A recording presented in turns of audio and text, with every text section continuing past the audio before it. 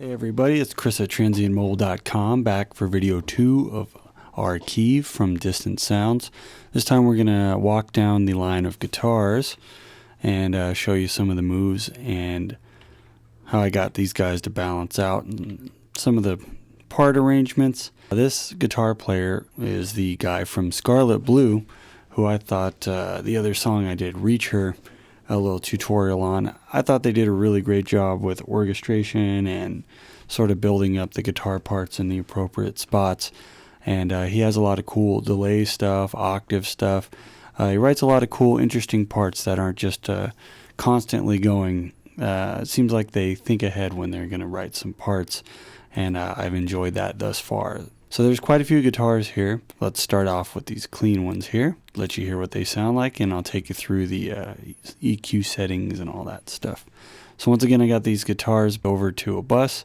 I do have these two tremolo guitars over to here, but all the main guitars are going over to the guitar bus here. And I got a reverb and a delay for effects, an SSL channel strip, adding a little bit of compression and all that. Let's check out these clean guitars and we'll give them to you raw right off the bat.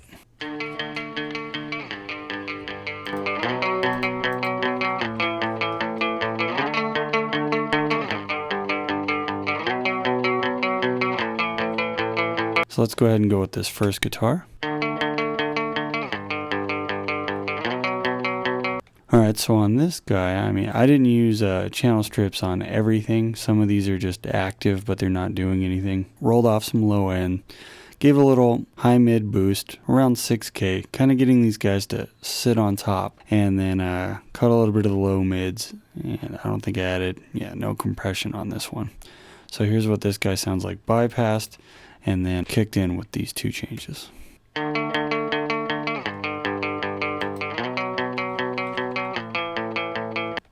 Alright, nothing too earth-shattering. And I brought this other guy in and pretty much scooped even more lows out of this guy. Took out even, a little bit more of the high mids. No compression. Just kind of killing some of the excess lows. Here's what this guy sounds like before and after.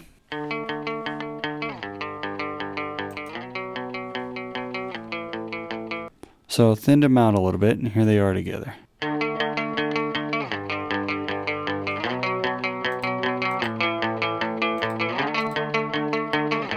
Alright, just clearing up a little bit of low end, pretty much to make room for these guys.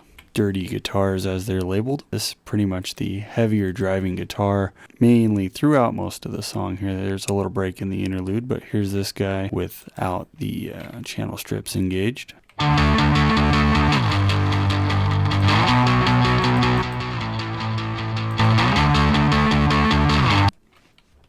And on this guy, same thing, scooped out some lows, added a gate, added some low mids, added some high mids. So this one I have a little bit more of a drastic change, and also compressed a little. So here's before and after on just that guitar.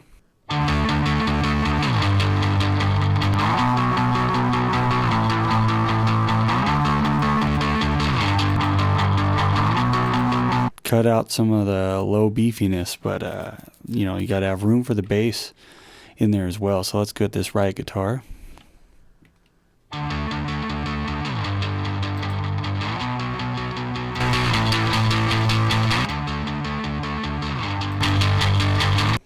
Alright, and this one was a lot quieter, so I ended up potting it up quite a bit, adding a gate. Kind of just had a little bit of buzz at the beginning. Instead of fading it out, I added a little bit of a gate, because there's a couple sections where this thing fades out. Helped it smooth out without using so much automation. So same thing, took less lows out, gave it some sparkle on top, cut out a little of the high mids, kind of to get these two guys to sound a little bit different from each other. So this one's got more of the high mids, and this right side's got less. Kind of let them stand out between left and right, because I pan these guys out hard left, hard right. So you got the clean sitting in the middle, and these dirty guys sitting on the left and right. And then we got the octave guitar, which kind of comes in sporadically. So let's take a listen to this guy real quick. And these kind of, I don't know if they're considered a pair, but let's check them out.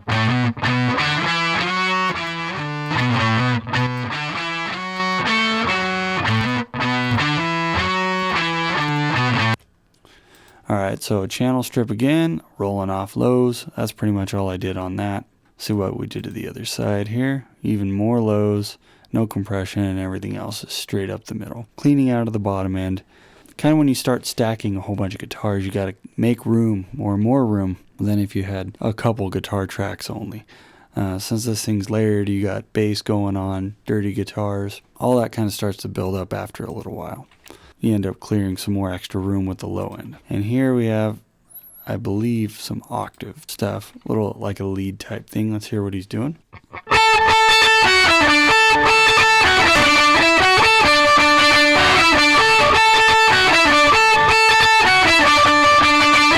Alright, so kind of a scratchier tone on that, which I thought kind of sounded like a bow on a violin or something. So on this, I cut out a whole bunch of lows, a little bit of the high mids because it kind of had that bow quality. I didn't want to get too piercing on that. Pan these guys left and right. So kind of got the cleans in the middle, the heavy left and right, the octave in the middle, and then these guys kind of accenting on the outsides as well. And same thing with this if you look between these two. They're fairly similar, but I'm messing with the high mids again to kind of get a little bit of a difference between the two. And tonally they were a little bit different anyway, just to get them to stand out from each other a little bit more. This guy comes in and out a couple times throughout. I did a little automation, which we'll get to later. And next down the line for guitars, we got the outro guitars. And these guys are pretty cool too. Well, the lead's got some pretty crazy energy. This guy's a little bit of a riff during the interlude right before this bigger guitars down here come out for the solo, which is pretty cool. Adds a lot of energy. So let's check out these little outro riff here.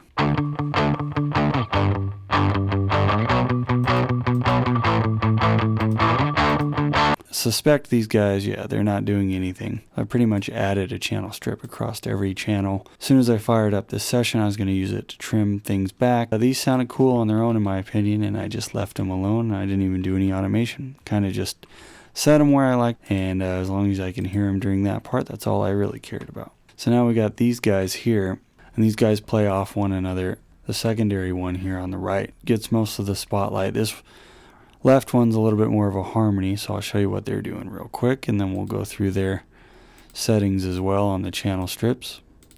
Let me bypass them real fast, and let's hear.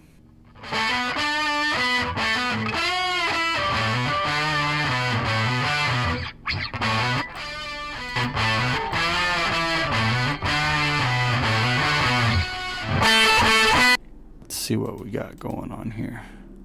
Cutting out the lows, boosting the highs quite a bit, low mids, and no real compression. And let's see what I did on the other side. It's a lot deeper of a sounding track on that.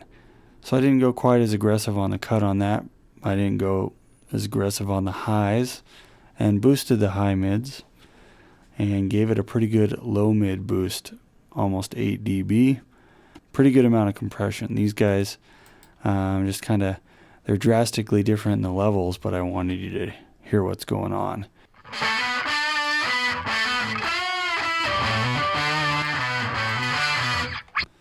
And if we remember, we got these other two heavy guitars going along with that, so they couldn't have a lot of lows in there, even though they're kind of an octave. So they sort of complement each other along with these lower guitars.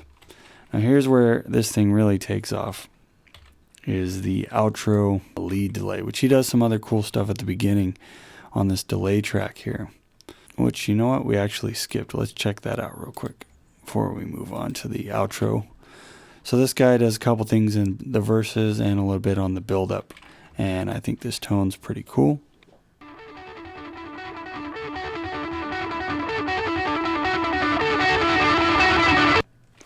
Alright, so kind of a delay, cool build-up thing. He did the volume swell on his own. I just took it down right after. And as far as EQ treatment and everything goes, cutting out the lows, I think everything else sat great, so I left it alone. A little bit of lows cut out there, but they just sat in pretty nice. And then he also revisits that to add a little energy in the verses.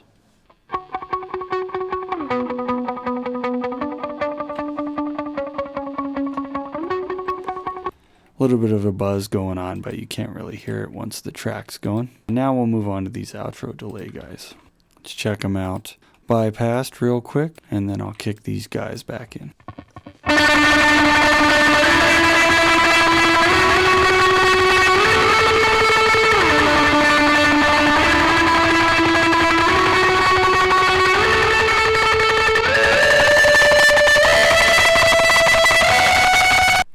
So, some crazy tremolo picking.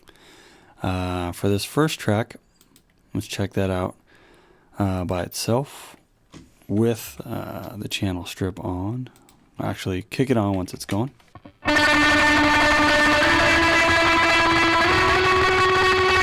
And you know what, I really didn't do much on that except cut a little bit of these highs out. And on the other side, it looks like nothing else is going on as well. So this might have been just a channel strip. Put the left on the left, I ended up doing the right on the right because I think it was a thicker sound if I remember right.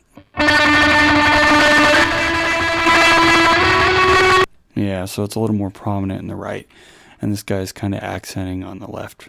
We have one more kind of moment here where he adds a trem guitar, which I have these two bust over to this trem aux. Let's see what we got going on here. Two more channel strips, cutting out lows, a little bit of compression, and a little bit of taming down of the high mids to be pretty much the same thing on the second channel. And this guy ended up kind of just not automating any of the volume on it, just kind of getting it to sit. I left it at 0, it looks like, and spread them out wide. And then on the strip itself, cut even more lows out and a little bit of compression there. So I think that's where I kind of got the level where I liked it. And here's what these two guys are doing. It's both these tracks here.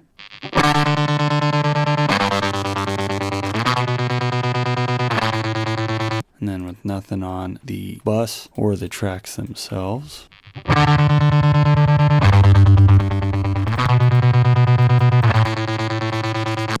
So cut out quite a bit of the lows. You got the bass going there, you got some other stuff happening, kind of cleared a little more space. We have these last few guitars here. Let's check these guys out.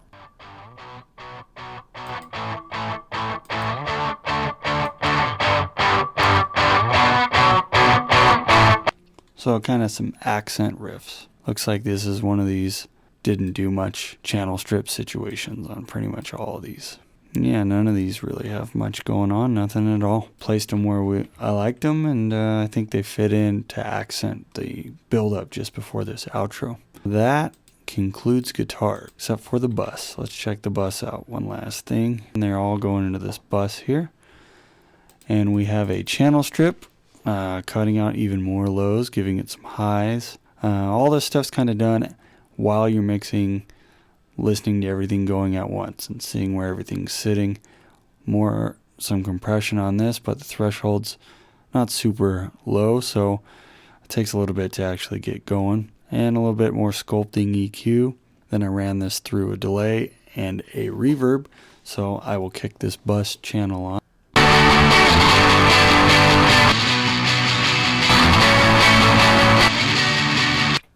So I took it down quite a bit, mainly because I'm cutting out a bunch of these lows and some of the sharpness on the high mids, a little bit of the build up on the dirtier guitars, coming together, funneling down, just added a little bit of harshness, so I decided to take that out. I'll crank this up real quick. Where are we at? Minus 5.0. Here we go.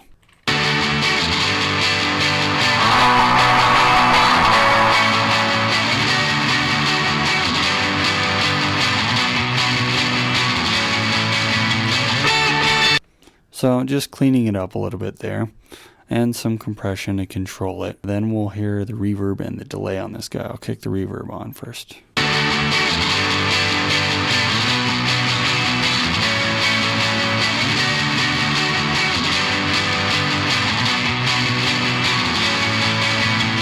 Go ahead and we'll do the vocals on the next video, and then maybe get into the master bus and then some automation. Yeah, that concludes that. The vocals got some fun stuff on it, so we'll check that on the next video. In the meantime, thanks for checking out this video. This is Chris from TransientMobile.com, and we will conclude our Kiev from Distant Sounds on the next video. Thanks for checking it out. See you on the next one.